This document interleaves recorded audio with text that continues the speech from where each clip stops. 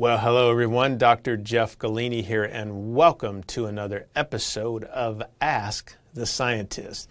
This show is about busting myths and bringing you the truth. Every day, lots of good questions come in, whether it be via social media, email. I even get some snail mail letters every once in a while, and I enjoy answering all your questions. This is one that comes in fairly often, and Luke went on to say, what do you think about colors in supplements? This gal at the gym said they were dangerous and were going to kill me. He goes on to explain that he was mixing up a pre-workout and she said that that product had colors in it. He then went on to say, I notice you're drinking an energy drink. And she said, oh yes, I drink one every day. And he said, did you ever look at the can to see what was in it? So this is a topic. First of all, let me say that when the FDA approves something, it isn't a whim. You know, lots of time, toxicology studies, safety studies go in before they will approve something for human use. Now, I've done lots of clinical trials, and you can't just go try to get a bunch of humans and use them as guinea pigs, so to say.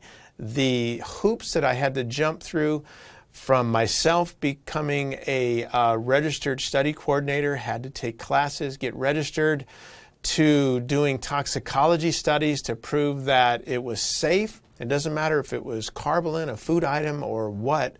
And then, you know, going through a whole independent review board that would review your studies to make sure everything was going to be completely safe for humans before they would even allow you to do any trials.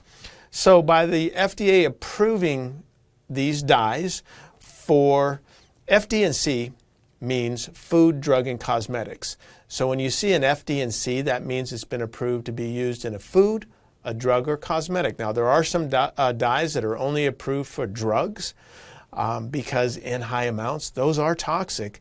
And the way they look at it is that when you are prescribed a prescription drug, most people only take the recommended amount.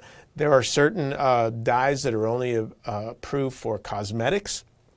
Obviously, they might be better topical, but could be toxic ingested.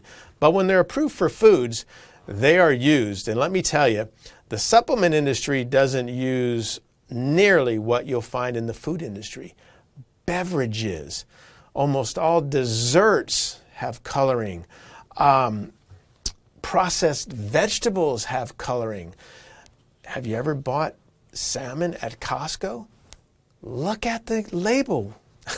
Colored. I mean, everything they add coloring to make it more appealing. Most makeups, have coloring in them. So again, it's being used very, very widely. And it's very rare that people have any type of allergic reaction to a color. Now, that doesn't mean that it isn't, because that people aren't going to, or, sometimes they will. But in all my life, I only knew one little kid that had some allergic reaction to FD&C Red 40. She would break out with hives. That's kind of the common thing, is hives, some type of skin issue. But nowhere near the allergic reactions to the big allergen list. That's what the government puts together, that people are and do have allergies, and these allergic reactions could lead to death. I've never seen anybody die from a color. Now, let's get back to supplements. The amount that are used are so small that if I were to put it on a piece of paper, you wouldn't even be able to hardly see it, other than the fact that, it might discolor the paper a little bit, but it's a very, very small amount. So again, my personal opinion is they are in everything that you eat. Most of the time you don't know they're there, because in the food industry, they don't need to tell you if they're putting wax on your fruit or they are subjecting dye into your vegetables or, your desserts or your breads or what have you. And a lot of times you don't look at a food label to see what's in there. When you go to Mickey D's, do you go, hey, let me see the nutrition facts. Why is that meat patty always so brown looking? Guess what? Anyhow, I know some people, think they're going to cause cancer and this and that. Quit reading influencers and, uneducated people on the internet. For every person who's going to tell you something is dangerous, there's another person who's going to tell you it's not. I go to the facts. I go to the government. I go to legitimate periodicals. I read research on it. And right now, it's inconclusive. There is no sound scientific documented evidence that FD&C colors are bad for you or they're going to cause cancer.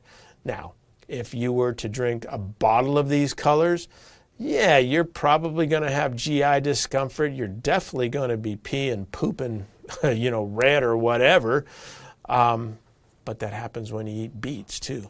But other than that, the small amounts that are in, they are completely safe. So anyhow, Luke, I hope that answers your question. I know I always stir up people when I address this, but again, let's deal in facts and not opinion. That's what this show is all about. All right, my friend, take care and God bless.